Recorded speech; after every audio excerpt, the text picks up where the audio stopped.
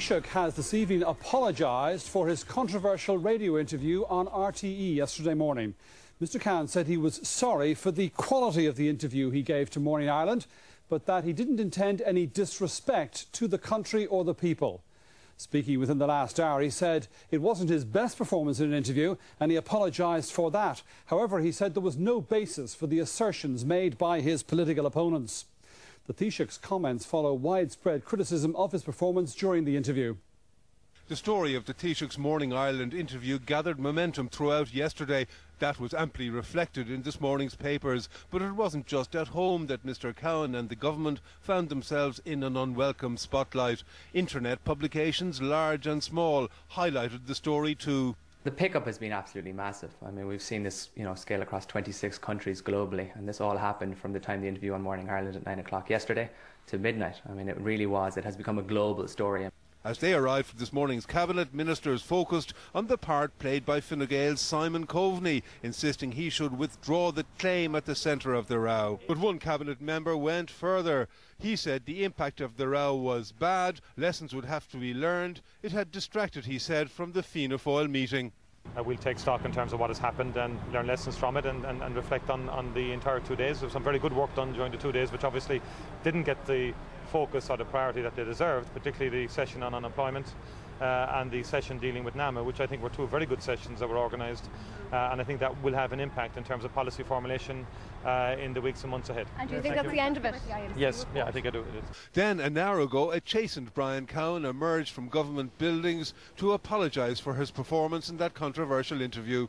I would like to make it very clear that there was no intention on my part whatever of any disrespect to the country or to the people of Ireland in respect of the interview itself.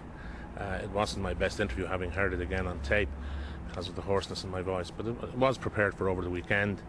There was a confluence of events that occurred, but I want to make it very clear there was no basis for the assertions that were made by political opponents about it. But I do want to emphasise at no stage would I ever entertain disrespecting the people in terms of the office that they hold. Has this not damaged your standing as Taoiseach with your peers? Well, I hope not. I mean, I would recognise that there are times when something doesn't go well that you have to acknowledge and be truthful about it. But as I say, the assertions that were made subsequent to it were without justification, were without foundation, were not correct, were not true. But those admissions from the Taoiseach won't be enough to quell an opposition that scents blood. His reputation is, in my view, irretrievably damaged at home and abroad. And, I don't think that it can be fixed. It seems this controversy is far from over. Well, let's talk to David Davin at Government Buildings this evening. David, why do you think the Taoiseach has felt it necessary to come out and speak about this again this evening? Because this story simply wasn't going away, Brian. He went into cabinet, he was quite contrite with his colleagues. I think effectively he accepted with them that he had let them down in that radio interview, and it was felt, I suppose, that the time had come to draw a line under it, or to attempt to draw a line under it by coming out and talking to RTE and saying what he said. He said he hoped he hadn't lost the trust of his cabinet colleagues. He said he was still leading a government that was making the right decisions. But, he's embarrassed by the performance in the interview, personally embarrassed, and that came across, I think. Politically, of course, he is damaged, but how badly is the question.